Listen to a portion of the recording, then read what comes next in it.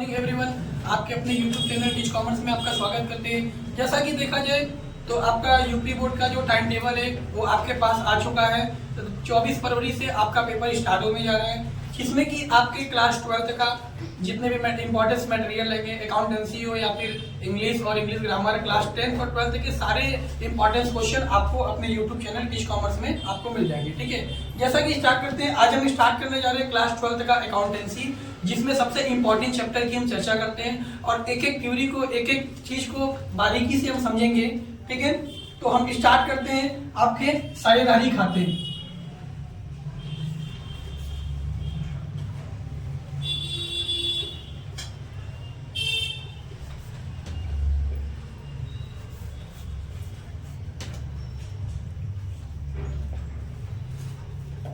Partnership account, देखिए account का हम शॉर्ट लिखे, आप समझ जाइएगा अकाउंट। ठीक है, पार्टनरशिप खाते। अब ये पार्टनरशिप होता क्या है? Very important, very very important chapter है ये चैप्टर सबसे ज्यादा इंपॉर्टेंट है। ठीक है, ये चैप्टर सबसे ज्यादा इंपॉर्टेंट है। आपके पेपर में लगभग सबसे ज्यादा क्वेश्चन इसी चैप्टर से पूछे जाते हैं। बाकी मैं चैप्टर पढ़ाते रहूंगा लाइन बाय लाइन। ठीक है, तो अब हम समझते हैं पार्टनरशिप खाते। What is a partnership? Partnership मतलब क्या होता है? जिसमें मिनिमम जो होते हैं 2 पर्सन होते हैं, मिनिमम 2 पर्सन जो मिलते हैं, किसी बिजनेस को करते हैं और जो भी लाभ होता है या प्रॉफिट होता है उसको आपस में बांटते हैं, तो वो साझेदार कहलाते हैं। यानी साझेदार के लिए मिनिमम 2 व्यक्ति होने चाहिए और मैक्सिमम देखा जाए तो 20। ये हम बताते हैं जनरल पार्टनर के लिए। अगर सामान्य साझेदारी की बात किया जाए पार्टनरशिप, ठीक है, अगर सामान्य साझेदारी पार्टनरशिप की बात किया जाए तो मिनिमम पर्सन कितने होते हैं? 2, मैक्सिमम कितने होते हैं? 20। अब ये होता क्या है, मैंने बता दिया, 2 या 2 से अधिक व्यक्ति मिलकर किसी कार्य को करते हैं और लाभ हानि को आपस में बांटने के लिए सहमत होते हैं, उसे हम साझेदार करते हैं। ये तो साझेदार का शुद्ध मीनिंग है या शुद्ध अर्थ बोला जाए तो। आपसे सबसे पहले 1 नंबर के क्वेश्चन में बहुविकल्पी में पूछा जा सकता है कि साझेदारों की न्यूनतम या मिनिमम संख्या कितनी होती है? तो मिनिमम कितनी होती है? 2, और पूछेगा मैक्सिमम कितनी होती है? 20। लेकिन ये बोलेगा सामान्य साझेदारी में। अगर आपको बैंकिंग साझेदारी में बोलेगा, बैंकिंग पार्टनरशिप, अगर बैंकिंग पार्टनरशिप की बात करते हैं तो मिनिमम 2 होते हैं और मैक्सिमम 10 होते हैं। यानी इसमें अगर बैंकिंग साझेदार, अगर कोई साझेदार बैंक से रिलेटेड या बैंक की स्थापना करने जा रहे हैं तो उसके लिए मिनिमम 2 होते हैं, मैक्सिमम 10। तो आपसे 1 नंबर में क्वेश्चन जरूर पूछा जा सकता है। सबसे पहले क्वेश्चन क्या पूछेगा कि साझेदारी खातों में साझेदारों की न्यूनतम संख्या कितनी होती है। अगर कुछ ना दे, ये ना बोले कि सामान्य बैंकिंग पार्टनरशिप है या फिर जनरल, या फिर बोला या सामान्य साझेदारी है या फिर बैंकिंग साझेदारी, अगर कुछ ना बोले तो मिनिमम कितने होते? 2। अगर मैक्सिमम बोल दे फिर भी आपको यह ना बोले कि साझेदारी कौन सा है, सामान्य साझेदारी की बैंकिंग साझेदारी, तो आप 20 लगाएंगे। अगर आपको बोल दे कि नहीं ये बैंकिंग साझेदारी है तो कम से कम आपको 10 लिखना पड़ेगा। अगर बैंकिंग साझेदारी में सदस्यों की अधिकतम संख्या बोलेगा तो आप कितना लिखेंगे? 10 लिखेंगे। तो पार्टनरशिप का मतलब आपको जैसा समझ में आ गया होगा, 2 या 2 से अधिक व्यक्ति मिलते हैं किसी फर्म में लाभ हानि को बांटने के लिए सहमत होते हैं या कोई भी कार्य करते हैं जिसमें प्रॉफिट हो, उसे क्या कहते हैं? पार्टनरशिप। पार्टनरशिप का मतलब होता है कॉम्बिनेशन ऑफ 2 पर्सन, जिसमें 2 व्यक्ति मिलकर कार्य करते हैं। अब हम देखते हैं इसके अर्थ को, इसका शुद्ध अर्थ हम लिखवाते हैं। जैसा कि देखिए आप, अब हम अर्थ बताने जा रहे हैं। जैसा कि साझेदारी का हम लोग अर्थ देख रहे थे, अब हम अर्थ देखते हैं कि साझेदारी का एग्जैक्ट अर्थ क्या होता है। मैं एकदम इजी भाषा में आपको लिखाऊंगा कि अगर आप एक बार उसको पढ़ेंगे तो वो आपके माइंड में हमेशा के लिए याद हो जाएगा। तो सबसे पहले साझेदारी का अर्थ समझते हैं, पार्टनरशिप मीनिंग्स। तो साझेदारी का क्या दिया? साझेदारी का आशय 2 या 2 से अधिक व्यक्तियों द्वारा किसी विशेष उद्देश्य के साथ लाभ हानि के लिए कोई कार्य करना है। यानी एक्चुअली में देखा जाए तो इसका मतलब क्या? कोई भी ऐसा काम जिसमें प्रॉफिट आपस में 2 या 2 से अधिक व्यक्ति मिलकर करें, उस प्रॉफिट को आपस में बांट ले।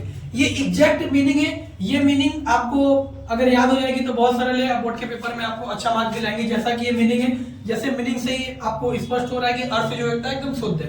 अब इसके अर्थ के बाद हम इसकी परिभाषा की चर्चा करते हैं, क्योंकि परिभाषा पेपर में आते हैं आपके बोर्ड के पेपर में कि साझेदारी से आप क्या समझते हैं, या साझेदारी की 2 परिभाषा या साझेदारी की परिभाषा दीजिए। तो साझेदारी की परिभाषा में मैं अब सबसे सिंपल परिभाषा बताता हूं, जिसे किम्बाल के अनुसार, किम्बाल एक अर्थशास्त्र है जो आपको समझाएंगे कि साझेदारी का शुद्ध मीनिंग क्या होता है। तो एक परिभाषा देखेंगे, 1 या 2 परिभाषा देखेंगे, आपको परिभाषा पूरी तरह क्लियर हो जाएगी। साझेदारी उन व्यक्तियों का समूह है जिन्होंने किसी व्यावसायिक उद्देश्य, देखिए कौन सा उद्देश्य दिया है, व्यावसायिक उद्देश्य, अर्थात जो भी व्यावसायिक मतलब बिजनेस से पर्पस से होना चाहिए तभी वो पार्टनरशिप कहलाएगा। से परस्पर पूंजी, अब इसमें देखिए साझेदारी के लिए पूंजी की आवश्यकता होती है, कंपलसरी है। पूंजी एवं सेवाएं लगाई हो, साझेदारी का मतलब यही नहीं कि बस दो व्यक्ति मिल जाए और कार्य करें, दो व्यक्ति मिले तो पूंजी भी होनी चाहिए। बिना पूंजी के, बिना लाभ, बिना पूंजी के और बिना कोई व्यावसायिक उद्देश्य के, कोई भी ट्रेड उद्देश्य होगा, व्यवसाय करने का कोई उद्देश्य होगा, उद्देश्य क्या होगा, लाभ कमाना, और लाभ कमाने के लिए आपको पूंजी लगानी पड़ेगी, बिना पूंजी के आप लाभ नहीं कमा सकते। तो पूंजी, तो आपको इसके जो परिभाषा है वो शुद्ध भाषा में याद हो गए होंगे। तो साझेदारी उन व्यक्तियों का समूह है जिन्होंने किसी व्यावसायिक उद्देश्य से परस्पर पूंजी एवं सेवाएं लगाई है। साझेदारी का मतलब यही नहीं होता कि कार्य करना, साझेदारी का मतलब शुद्ध भाषा बता रहा है कि एक ग्रुप है, किसका, पर्सन, लोगों का ग्रुप है, लोगों का ग्रुप जिन्होंने कोई व्यावसायिक उद्देश्य के लिए क्या करता है, पूंजी और सेवा लगाता है। अब एक परिभाषा और समझते हैं, भारतीय साझेदारी अधिनियम 1932 की धारा 4 के अनुसार। अब ये दो परिभाषा में समझता हूं। साझेदारी उन व्यक्तियों के पारस्परिक संबंध को कहते हैं जिन्होंने किसी ऐसे कारोबार के लाभ को आपस में बांटने के लिए सहमत हुआ। साझेदारी का मतलब कोई ऐसा बिजनेस जिसमें दो पार्टनर लाभ को बांटने के लिए सहमत हुए, ठीक है। तो ये अर्थ और परिभाषा हो गया। अब इसके बाद हम इसकी विशेषता को चर्चा करते हैं। तो अब हम साझेदारी की विशेषता देखते हैं। देखिए पेपर में विशेषता भी जरूर पूछता है, आपसे 2 नंबर में या 4 नंबर में पूछ सकता है कि साझेदारी की विशेषता क्या होती है। तो विशेषता मैं केवल वही विशेषता लिया हूं जो आपको एकदम से इजी है, सरल है, जिसमें आपको आसानी से याद हो सकता है। पहले हम समझते हैं साझेदारी की विशेषता में सबसे पहला नंबर दो या दो से अधिक व्यक्तियों का होना, यानी साझेदारी के लिए कम से कम 2 व्यक्ति होना चाहिए और मैक्सिमम 20, जैसा कि मैंने इसके पहले आपको समझाया है। अब उसके बाद समझते हैं, अब इस टॉपिक्स में अगर मान लीजिए इसके टॉपिक्स के बारे में भी पूछेगा तो आप लिख सकते हैं कि फर्म में कम से कम 2 व्यक्ति होने चाहिए और अधिक से अधिक 20 व्यक्ति, तभी ये साझेदारी कहलाएगा, अन्यथा साझेदारी नहीं कहलाएगा। अब नेक्स्ट समझते हैं साझेदारी के भी ठहराव, यह समझौता, ठहराव का मतलब एग्रीमेंट, बिना एग्रीमेंट के साझेदारी चल नहीं सकती। तो साझेदारी के लिए कम से कम एग्रीमेंट होना चाहिए। एग्रीमेंट 6 महीने का भी होता है, 1 साल का भी होता है, 2 साल का भी होता है, 5 साल का भी होता है, 10 साल, आपके बिजनेस के हिसाब से आपका एग्रीमेंट होना कंपलसरी है। बिना एग्रीमेंट के साझेदारी नहीं चल सकती। उसके बाद समझते हैं व्यवसाय, क्या है व्यवसाय, व्यवसाय का मतलब बिजनेस। तो साझेदारी के लिए बिजनेस तो होना ही चाहिए, बिना बिजनेस के साझेदारी कहलाएगी नहीं। तो साझेदारी के लिए कम से कम बिजनेस का होना कंपलसरी होता है। अगला समझते हैं असीमित दायित्व। देखिए वेरी इंपॉर्टेंट टॉपिक, आपसे पेपर में 1 नंबर में जरूर पूछेगा कि साझेदारी का दायित्व क्या होता है, सीमित असीमित। तो आप क्या बताएंगे, असीमित। ये वेरी इंपॉर्टेंट टॉपिक है, बहुविकल्पी बोर्ड के पेपर में 1 नंबर में बहुत ज्यादा ही आने वाला क्वेश्चन है और ये वेरी इंपॉर्टेंट टॉपिक है। आपसे पेपर में पूछेगा कि साझेदारों के दायित्व होते हैं सीमित, असीमित, दोनों, कोई नहीं। तो आप क्या लगाएंगे, असीमित। साझेदार का जो लाइबिलिटीज होता है वो अनलिमिटेड होता है, ठीक है। अब हम समझते हैं वैधानिक स्थिति, यानी जो आपका बिजनेस होना चाहिए वो लीगल पोजीशन में होना चाहिए। इलीगल पोजीशन में साझेदारी नहीं कहलाएगा। आपके बिजनेस जो होने चाहिए वो आपके लीगल अर्थात वैधानिक स्थिति में होना चाहिए, तभी आपका फर्म साझेदारी कहलाएगा, अन्यथा नहीं। अब हम समझते हैं हितों का हस्तांतरण। इसमें कोई भी साझेदार अपने हित का हस्तांतरण कर सकता है। सपोज दैट बात करते हैं कि मान लीजिए अगर कोई एग्जांपल की बात करते हैं, ए और बी है।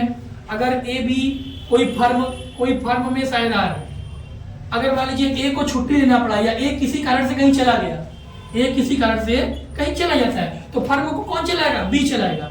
यानी साझेदार क्या कर सकता है, अपना हित, ए क्या करेगा, अपना हित बी को दे देगा कि बी तुम जब तक मैं नहीं आ रहा हूं तब तक मेरा सारा अधिकार, मेरा सारा काम तुम करोगे, ठीक है।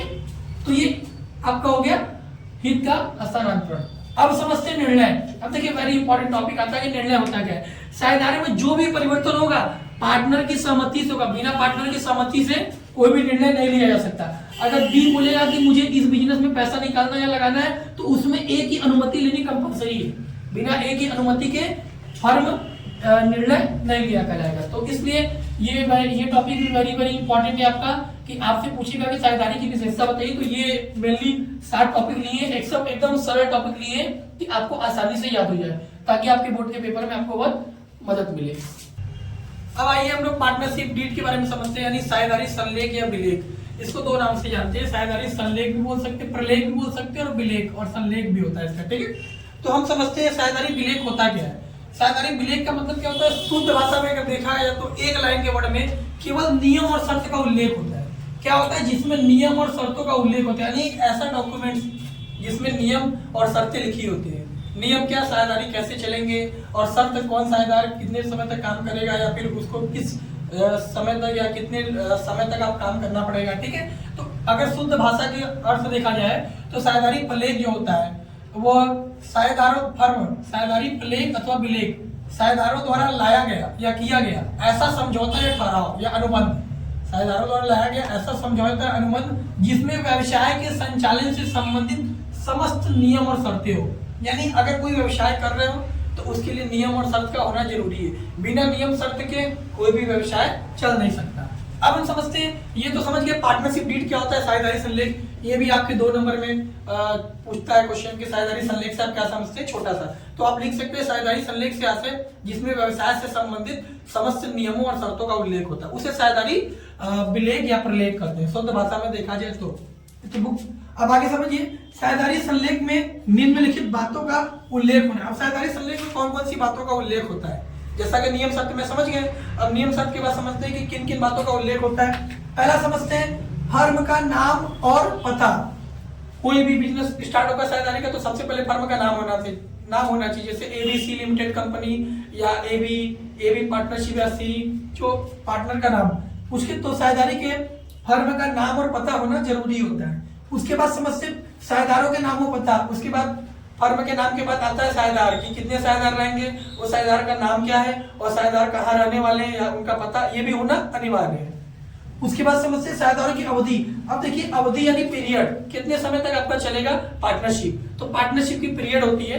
पार्टनरशिप का पीरियड आपका या 2, अगर बिजनेस का पीरियड देखा जाए तो 2 होता है। एक होता है फाइनेंशियल ईयर जिसको बोलते हैं वित्तीय वर्ष, एक होता है कैलेंडर ईयर जिसको बोलते हैं कैलेंडर ईयर। अब दोनों में अंतर क्या है, अगर हम बात करते हैं वित्तीय वर्ष, अगर वित्तीय वर्ष की बात करते हैं, वित्तीय वर्ष यानी फाइनेंशियल ईयर, तो बिजनेस जो आपका स्टार्ट होगा वो 1 अप्रैल से स्टार्ट होगा, 31 मार्च को आपका क्लोज हो जाएगा। अगर कैलेंडर ईयर देखा जाए, अगर कैलेंडर वर्ष की बात करते हैं तो 1 जनवरी से स्टार्ट होगा और 31 दिसंबर में खत्म होगा। तो पार्टनरशिप का पीरियड, यहाँ पीरियड का मतलब ये दोनों भी वेरी इंपॉर्टेंट समझना आपके लिए टॉपिक है, ये टॉपिक भी आपके लिए वेरी इंपॉर्टेंट है। ये आपसे 1 नंबर में पूछता है कि वित्तीय वर्ष क्या होता है 1 अप्रैल से 31 मार्च, कैलेंडर वर्ष क्या होता है 1 जनवरी से 31 दिसंबर, यानी इन्हीं 2 डेट है जिसमें बिजनेस स्टार्ट होता है कोई भी फर्म या कंपनी का। तो साझेदारी अवधि का मतलब क्या होता है, कितने वर्ष की अवधि होगी, 2 वर्ष, 4 वर्ष, या बिजनेस स्टार्ट कब होगा। तो ये तीसरा टॉपिक था इसका। अब हम समझते हैं चौथा टॉपिक, लाई गई पूंजी। साझेदारी संलेख में यह लिखा रहता है कि कोई साझेदार कितनी पूंजी ला रहा है। जैसे ए बी है, सपोज दैट अगर हम ए और बी की बात करते हैं तो ए कितनी पूंजी ला रहा है, बी कितनी पूंजी ला रहा है, इन दोनों की बातों का उल्लेख पार्टनरशिप डीड में पहले से होता है। अब समझते हैं लाभ हानि का विभाजन। अब इनके बीच लाभ हानि का विभाजन यह भी उस साझेदारी संलेख में होता है, ताकि किसी पार्टनर को या किसी साझेदार को यह न लगे कि आप हमसे ज्यादा पैसा ले रहे हैं। साझेदारी समझौते के अनुसार जो नियम है, जो ज्यादा पूंजी लाएगा वो ज्यादा लेगा, जो कम पूंजी लाएगा वो कम लेगा, या कभी कभी बराबर भागों में भी बांट सकते हैं। अब समझते हैं ख्याति, वेरी इंपॉर्टेंट टॉपिक। गुडविल का मतलब बिहेवियर, नेचर, विश्वास। तो ख्याति अर्थात क्रेडिट भी इसको शुद्ध भाषा में बोल सकते हैं। तो ख्याति भी लिखा रहता है साझेदार की, कौन साझेदार की क्या ख्याति है, क्या नेचर है। उसके बाद समझते हैं साझेदारों का वेतन व कमीशन। अब ये वेतन व कमीशन क्या होता है, वेतन कमीशन का मतलब क्या होता है, अगर कोई साझेदार सपोज दैट ए बी, अगर ए बी में से अगर बी ओवर टाइम काम करते हैं तो उनको फर्म में जो प्रॉफिट मिलता है वो तो मिलेगा ही, जो एक्स्ट्रा काम करते हैं उनको अतिरिक्त पैसा प्राप्त करने का अधिकारी होते हैं। ठीक है, तो इसको वेतन और कमीशन द्वारा करते हैं। तो वेतन कमीशन का मतलब क्या होता है, अगर कोई साझेदार ओवर टाइम काम करता है तो उसको अतिरिक्त यानी उसके लाभ के अतिरिक्त धन पाने का अधिकारी होता है। ठीक, ये सब साझेदारी समझौते या साझेदारी प्रलेख या पार्टनरशिप डीड में, ये साझेदारी संलेख या पार्टनरशिप डीड में इन सब बातों का उल्लेख होता है। ठीक, अब आगे देखिए विस्तार। अब अगले टॉपिक में हम आपको देखते हैं, जिसका ये अकाउंट का फर्स्ट पार्ट है। सेकंड पार्ट में आपको मिलेगा साझेदार के पूंजी खाते। अब साझेदार के पूंजी के बारे में हम समझेंगे।